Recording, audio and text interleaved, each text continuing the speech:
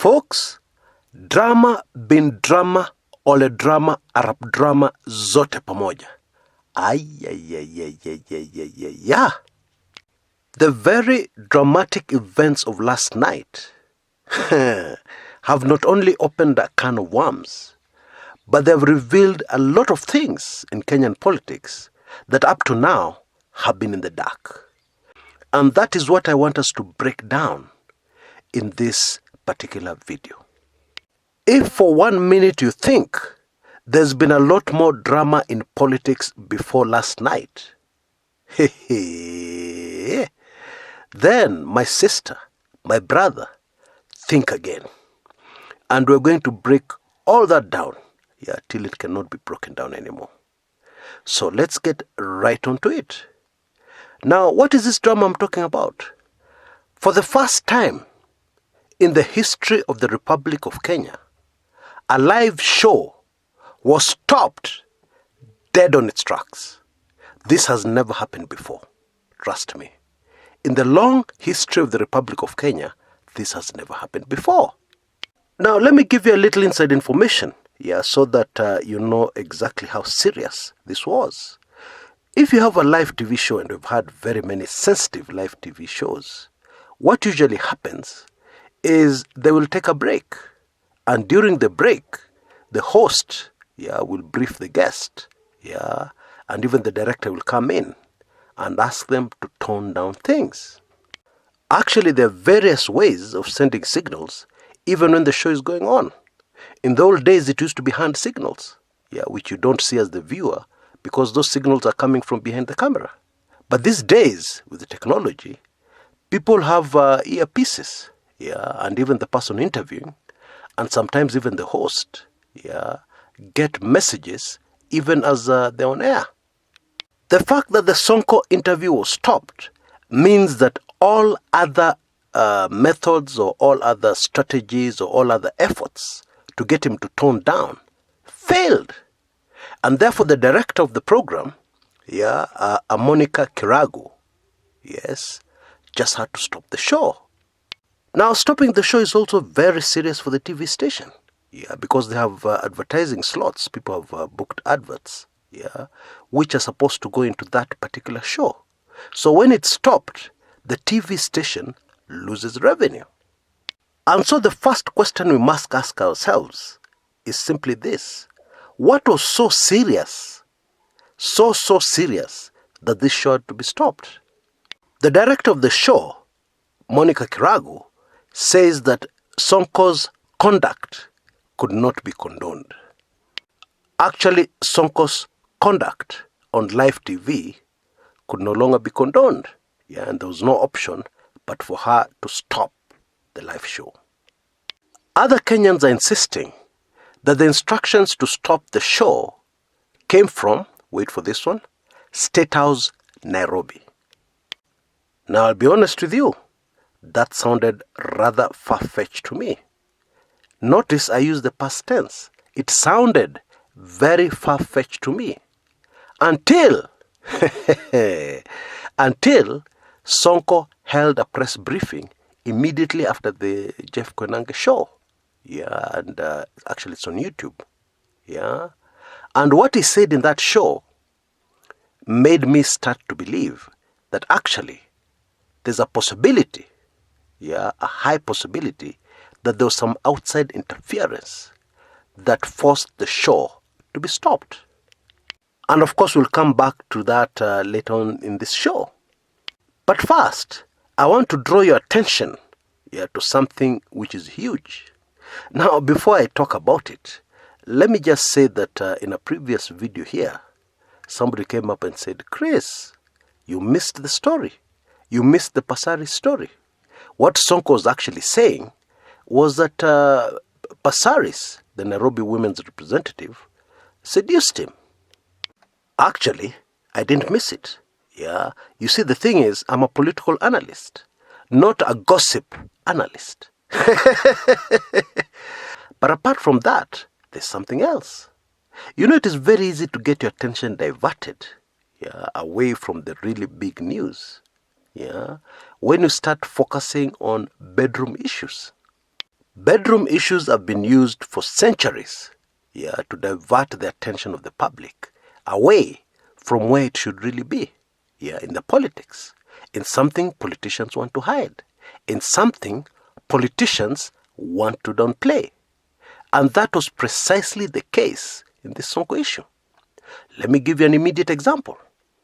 In my show yesterday, many of you told me that I was wrong, and that you doubt whether the whole meat of the Sonko leaked audio was to bring down Raila Odinga, to deal with Raila Odinga.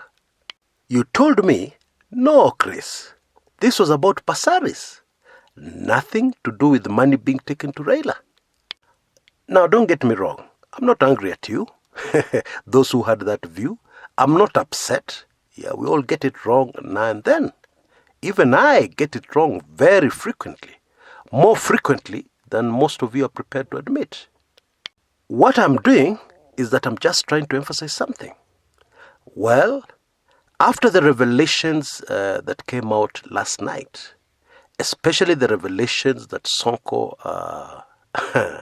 unearthed in the press briefing after being thrown out of the Jeff Koinange live show, there should be absolutely no doubt that one of the targets, I admit not the only target, but one of the targets of that particular leaked audio was Raila Amolo Odinga. After you listen to what Sonko had to say after being thrown out of JKL, you will have absolutely no doubt as to that what I'm saying is 100% true. Now, we have very many people on this channel who are super sensitive and very defensive when it comes to Raila Odinga. And I get that, and I understand that.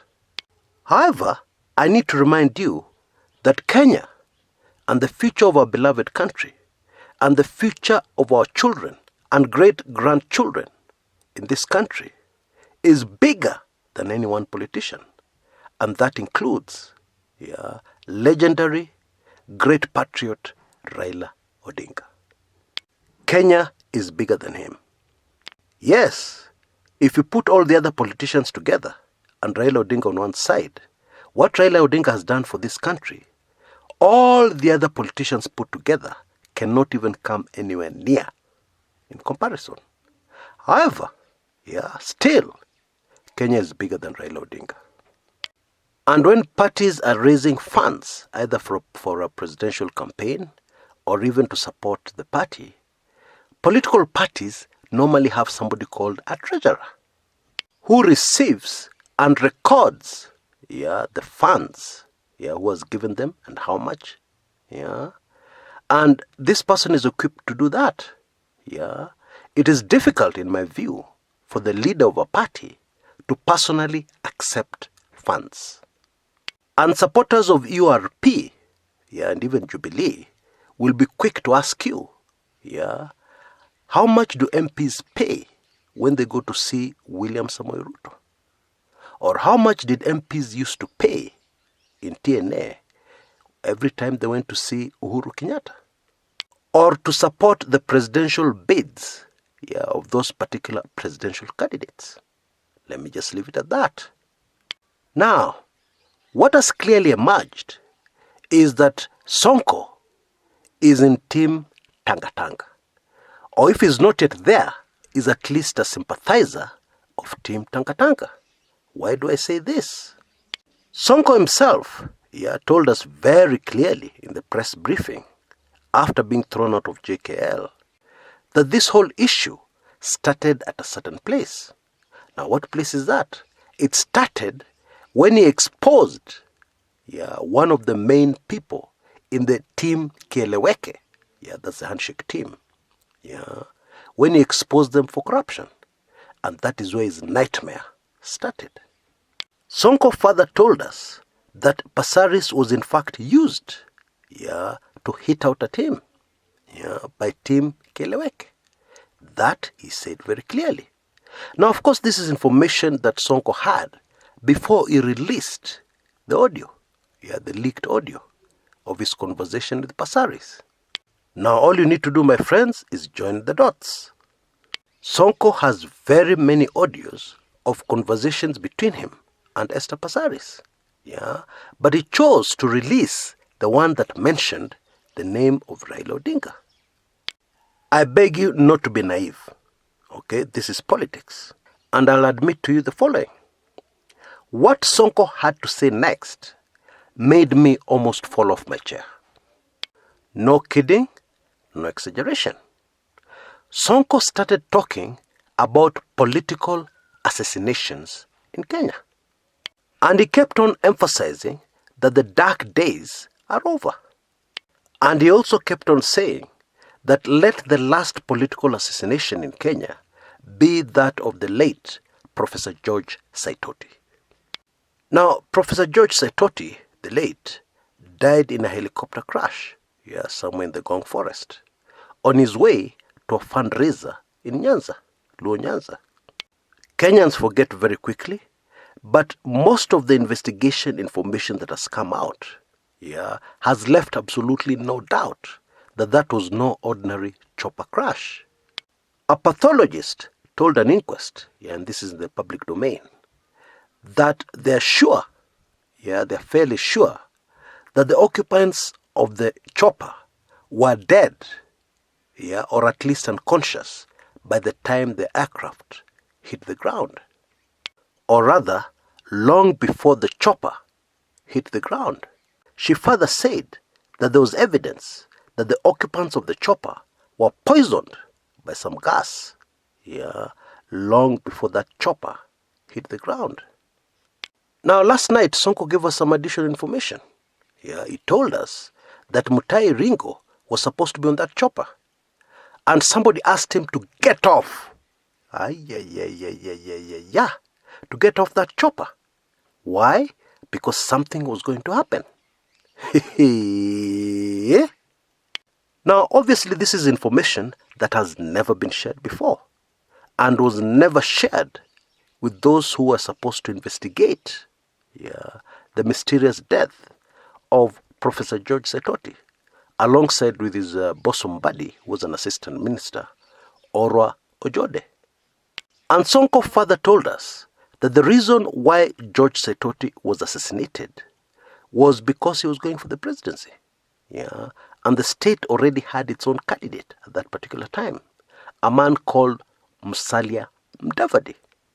Now, I have done a video documentary on the assassination of George Saitoti, and it's available in Club 1999. In fact, what I'm going to do is I'm going to repost it in the club, so that those who still have it, because there are a lot of videos, there are a lot of sensitive videos members have, and they may not be able to find it easily. So all I'll do is I'll just repost it in the club. So in case you're not yet a member, make sure you become a member. Because a lot of these things that Sonko is talking about, we revealed years ago. And I also released much more information than Sonko has released. Although I have to admit, the Mutahi Ringo info was not there. But now Kenyans have it. So, let's sum it all up so that we understand exactly what is unfolding here.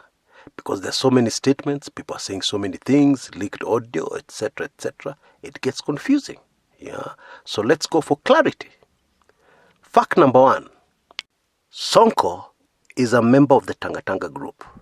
And if he's not, he's ignoring the Kieleweke script. He's going off script. When somebody does something, which is contrary to what your cause is, and contrary to the direction where you're going, it is safe to assume that they're sympathizing with the other side. Period. At the very least. And chances are also very high that they are full, enthusiastic, serious member of the other side. That's really what it is. Fact number two, Sonko's actions last night were preemptive. What do I mean by preemptive? You know that somebody is going to do something against you. Maybe expose you for something. So, to preempt, to dilute what they're about to do, you hit them fast. Now, this was the precise mission of one Mike Sonko last night as he went into the live JKL show. Yeah, and he knew very well this is a live show. And therefore, he could be able to drop bombshells and avoid the possibility of somebody editing it out later. Yeah. When you embrace this fact, then you'll understand why this live show was stopped. It was actually stopped, something that has never happened in Kenya before, because somebody somewhere realized where Sonko was going. Yeah. So it was not what Sonko had already said, but it was the direction where Sonko was going that got somebody extremely jittery. And what did Sonko do? Sonko went on, in a press briefing and spilled the beans, dropped the bombshells that he was stopped from dropping on JKL. Fact number 3, Sonko is in serious trouble, and I believe he knows it. And he has no other option but to fight back. Now, I'm afraid some of this information is extremely sensitive. In fact, so sensitive, it's not even in Club 1999. It is in my latest weekly intelligence briefings. If you want to get hold of this very highly sensitive information, including past briefings, just drop me an email. In fact, the information is on your screens right now, and you'll get this information. Now, this is a place where Sonko has been before. That's a fact. You will remember in the run-up to the 2017 general elections, some people had a candidate in mind, a man called Peter Kenneth. And Sonko was frustrated. In fact, it looked like Sonko was not going to be the Jubilee nominee for governor of Nairobi. If I may just quickly remind you, even people like David Mirada came out and said Sonko was not appropriate to be governor of such an important county as the capital city of Kenya. And he gave the example, if you remember, that in case the American president, Donald Trump, landed at JKIA, of course one of the people to receive him would have to be the governor of Nairobi. Mirada told us that Sonko would be lost. He would have no idea what to say. He would have no idea of how to welcome such an important, indeed the most important leader on earth. Mirada told us that was way beyond the depth of Mike Sonko. He couldn't handle it. Now, let me also remind you what Sonko did. Sonko did then exactly what he's doing now. He came out fighting, exposing. He pointed to people in state security. He pointed to people in State House as the ones behind his wars. And in the end, Sonko prevailed. However, this time round, my friends, this is a very different ballgame. What is at stake this time round is much higher than simply being the governor of Nairobi County. Now, I don't know if Mike Sonko realizes this, but I just hope and pray for his own sake that he does, and that he realizes that the same tactics this time round have a very high possibility of failure. I'm sorry I can't say anything more than that. I refer you again to my weekly intelligence briefings, where I reveal exactly what I'm saying. I'm sorry, it's just way too sensitive. You will notice in the past months, I've been sharing very sensitive things here on this public channel. I've raised the stakes. And there are many things previously which I would have shared only in Club 1999 or in the intelligence briefs, which I've revealed here. But folks, I'm afraid this one, this one is way too sensitive. Anyway, let's move on. Now, I want you to take careful note of the fact that in this Sonko Pasari saga, it is very easy to have your attention diverted away from where it should really be. Yeah, I mean, it's a very hot story. Passaris and Sonko being an item. Yeah, Passaris, according to Sonko, allegedly inviting him to a room at the Intercontinental. Yeah, all those are very hot gossip details. Yeah, but they draw away attention from something else in this saga that is much bigger. And that is what I've endeavored in this show to draw your attention to. But having said that, I am still not excusing Sonko for the way he treated Esther Passaris. That's not the way to treat a woman. Yeah, that has not changed. Whatever excuses Sonko wants to give us, the truth is he was wrong. Yeah, and he needs to apologize. Period. However, that is just one more thing to divert your attention from where it should really be. Some will also tell you that Jeff Koinange has run into problems concerning matters to do with Passaris in the past. Yeah, and they'll point to November 16th, 2016, when Jeff Koinange hosted Miguna on KTN. And Miguna went on to insult and criminally destroy the character of Esther Passaris on live TV without any evidence. Yeah. In fact, this thing was so serious that it led to the firing of Jeff Koinange from KTN. Yeah, and that's why today is on Citizen TV. Yeah, it was not a voluntary move. He was fired from KTN as a result of this particular Miguna interview. And therefore, some will tell you the only reason this live show was stopped is that Jeff Koinange was very nervous. Yeah, because this has happened to him before. He was nervous about getting into trouble once again as a result of what Miguna was saying on the show. Again, that may, notice how I use my words, that may have been a contributing factor, but in my view, a very small contributing factor. And again, something to divert your attention away, from where it should really be. Folks, this is a much more serious issue than people inviting others to their room at a hotel. Much more serious than that. Until next time, this is Chris Kumekucha.